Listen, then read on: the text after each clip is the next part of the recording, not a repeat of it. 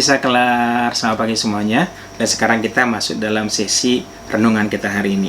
Renungan kita hari ini terambil dari kitab 1 Samuel pasal yang ke-15 ayat yang ke-22. Saya bacakan buat teman-teman. Tetapi jawab Samuel, apakah Tuhan itu berkenan kepada korban bakaran dan korban sembelihan, sama seperti kepada mendengar suara Tuhan? Sesungguhnya, mendengarkan lebih baik daripada korban sembelihan, memperhatikan lebih baik daripada lemak domba-domba jantan. Nats yang barusan kita baca terambil dari kitab 1 Samuel pasal yang ke-15 dengan judul perikop Saul ditolak sebagai raja. Pada perikop ini diceritakan bagaimana Saul ini diperintahkan oleh Samuel untuk memerangi orang Amalek. Berhubungan dengan dulu orang Amalek ini menyerang orang Israel ketika orang Israel keluar daripada Mesir dan masuk kepada tanah perjanjian. Dan oleh karena itu, hal ini harus dibalaskan oleh Saul. Satu perintah yang diberikan oleh Tuhan kepada Saul adalah bahwa Saul harus membinasakan sama sekali semua orang Amalek. Tidak boleh yang ada dibiarkan hidup, bahkan juga termasuk ternak-ternak mereka harus dimusnahkan, dihabiskan sama sekali. Tetapi apa yang terjadi? Saul malah membiarkan rakyat yang bersama-sama dengan dia untuk menjarah, mengambil hewan ternak orang-orang Amalek. Dan tidak itu saja, Saul tidak membunuh Agag, raja orang Amalek. Dan tentu saja ini pelanggaran yang sangat besar, dan Samuel marah kepada Saul karena Saul ini tidak mengindahkan apa menjadi perintah Tuhan. Dia berkelit, kenapa dia membiarkan rakyat itu tidak membinasakan hewan-hewan ternak, karena Saul ini berencana untuk memilih yang terbaik daripada hewan ternak tersebut dan dipersembahkan kepada Tuhan. Tapi menurut Samuel, yang terpenting adalah mendengarkan atau ketaatan daripada korban-korban sembelihan. Karena buat Tuhan, korban sembelihan ini nggak ada artinya apabila Saul ini tidak taat, tidak mendengarkan kebenaran firman Tuhan. Dan ini menjadi satu buah penguat bagi Samuel dan bagi Tuhan untuk menggantikan posisi Saul sebagai raja dan memberikannya kepada orang lain. Hal apa yang kita bisa pelajari pada perikop ini adalah berbicara tentang mendengarkan. Mendengarkan di sini mendengarkan perintah. Kalau kita baca terjemahan lain, kata mendengarkan di sini diganti dengan ketaatan. Jadi di sini kalau kita baca terjemahan lain, dikatakan di sini bahwa sesungguhnya ketaatan lebih baik daripada korban sembelihan, memperhatikan lebih baik daripada lemak domba-domba jantan. Mengapa ketaatan ini menjadi sangat penting bagi Tuhan? Karena sekali lagi, ketaatan ini berbicara tentang perintah. Dan ketika Tuhan memberi perintah pada Saul, artinya begini, ketika Saul melakukannya, maka Saul ini dalam posisinya sebagai seorang hambanya Tuhan. Jadi ketika Saul taat melakukan sebuah perintah daripada Tuhan, berarti Saul ini menjadi hamba Tuhan. Saul ini menjadi alatnya Tuhan. Tetapi apa yang terjadi? Saul tidak taat. Dia memiliki pikiran sendiri, dia memiliki logika sendiri, dan dia mengikuti logika dan pikirannya sendiri. Dengan mungkin dia berpikir bahwa ini hewan ternaknya banyak nih, sayang kalau dibinasakan, kalau nggak dijarah. Atau mungkin dia melihat, wah ada Agag nih, Agag ini nanti bisa dipamerkan kepada orang-orang sekitar bahwa mereka bisa mengalahkan atau menaklukkan orang Amalek, sehingga Raja Agag ini tidak dibunuh. Padahal perintah Tuhan sudah jelas bahwa orang Amalek harus dibinasakan, baik manusia, baik ternaknya. Dan kalau kita perhatikan, kadang-kadang dalam hidup kita juga kita sama seperti Saul. Kadang-kadang ketika kita dapat impresi atau memang sangat jelas bahwa Tuhan meminta kita untuk melakukan A, melakukan B, seringkali logika kita, cara pikir kita itu merasa rugi, ya. Kok sayang gitu, kok wah ada kesempatan bisnis nih, tapi cara masuknya harus curang, tapi ya kok sayang kalau nggak dimasukin. Akhirnya kita pikir, ya udahlah, sekali ini aja, walaupun caranya curang, walaupun caranya nggak benar, melawan kebenaran, ya udah gua masuk aja dulu, ya.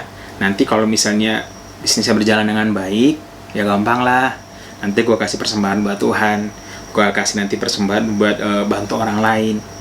Padahal Tuhan mengatakan bahwa jangan. Artinya, begitu kita tidak taat kepada firman Tuhan, kita tidak melakukan apa yang Tuhan perintahkan dalam hidup kita, maka dosa yang paling utama itu adalah begini: kita tidak menghormati Tuhan. Artinya begini, kita tidak menempatkan Tuhan sebagai penguasa dalam hidup kita. Kita menempatkan pikiran kita, perasaan kita, logika kita sebagai Tuhan dalam hidup kita. Dan inilah yang dilakukan oleh Saul. Dan itu juga yang sering kita lakukan. Jadi pada pagi hari ini teman-teman, dengarkan baik-baik bahwa di mata Tuhan, ketaatan itu adalah segala-galanya. Karena sekali lagi ketaatan itu berbicara, ketika kita melakukan ketaatan itu berbicara kita mengakui kekuasaan Tuhan dalam hidup kita. Ketika kita taat itu berbicara bahwa kita tidak mengandalkan pengetahuan dan nalar kita. Kita semata-mata mengandalkan atau kita percaya kepada apa yang Tuhan telah tetapkan dalam hidup kita. Itulah sebabnya Tuhan sangat menginginkan supaya kita memiliki ketaatan dalam hidup kita. Ketaatan dalam apa ya? Ketaatan dalam melakukan kebenaran firman Tuhan. Ketika kita melakukan apapun dalam hidup kita, kita harus memiliki satu buah standar, yaitu kebenaran firman Tuhan yang menjadi ukuran atau parameter ketika kita bertindak. Apabila kita tidak menjadikan kebenaran firman Tuhan sebagai parameter, sebagai sebuah standar dalam hal kita bertindak, maka bisa dikatakan pada saat itu juga kita tidak mengakui kedaulatan Tuhan, kita tidak mengakui kekuasaan Tuhan dalam hidup kita, tapi kita menjadikan pikiran, logika kita, perasaan kita menjadi Tuhan dalam hidup kita. Dan ini adalah dosa, hal yang sangat fatal. Resiko yang dialami oleh Saul adalah dia kehilangan jabatan sebagai raja. Dan saya tidak tahu resiko apa yang akan teman-teman peroleh ketika teman-teman sudah diingatkan oleh hamba Tuhan, mungkin diingatkan melalui pembacaan firman Tuhan, diingatkan dengan cara-cara lain. Karena sekali lagi selain membaca firman, Tuhan seringkali berbicara melalui hamba Tuhan, melalui keadaan, melalui impresi dalam hati kita. Dan ketika sudah ada begitu banyak konfirmasi supaya kita hidup benar, hidup lurus, maka harusnya kita taat kepada Tuhan. Kita melakukan apa yang Tuhan mau. Karena begini, pada prinsipnya, pada dasarnya, kita ini adalah hamba. Apapun jabatan kita, apapun kedudukan kita, apapun kekuasaan yang kita miliki hari ini, kita semuanya hamba. Kita semuanya alat. Kita hanya dipakai Tuhan di dalam dunia ini untuk melakukan maksud dan tujuannya di muka bumi, untuk agar nama Tuhan dipermuliakan. Jadi itu fungsi kita sebagai alat. Imbasnya nanti kalau kita ikut famous, imbasnya nanti karena kita melakukan kebenaran firman Tuhan, kita diberkati, itu adalah akibat. Tapi sejatinya kita adalah alat. Orang-orang yang tidak taat kepada kebenaran firman Tuhan, berarti yang pertama, tidak menghargai kebesaran Tuhan. Yang kedua, tidak percaya kepada apa yang Tuhan telah tetapkan.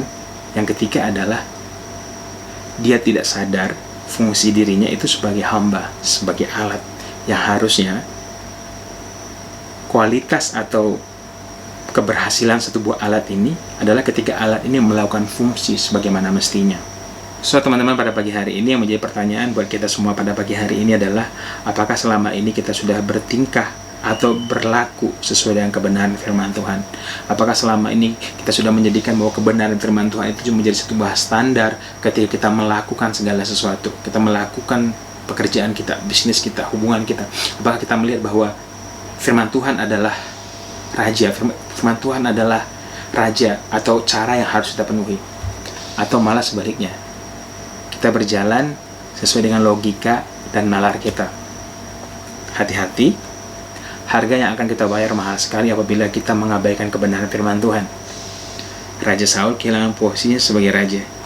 Kalau kita, saya nggak tahu apa nanti resiko yang kita terima. Tapi sekali lagi, Tuhan menginginkan ketaatan lebih daripada persembahan, lebih daripada apapun. Karena sekali lagi, apabila kita taat, berarti kita menggenapi rencana Tuhan yang Tuhan telah taruh dalam hidup kita. Apabila kita taat, artinya kita sudah sesuai berlaku sebagai fungsinya kita, yaitu alatnya Tuhan. Dan apabila kita taat, kita berlaku setia, artinya kita percaya kepada Tuhan dan kita mengakui kedaulatan Tuhan dalam hidup kita. Itulah arti kata taat yang sebenarnya.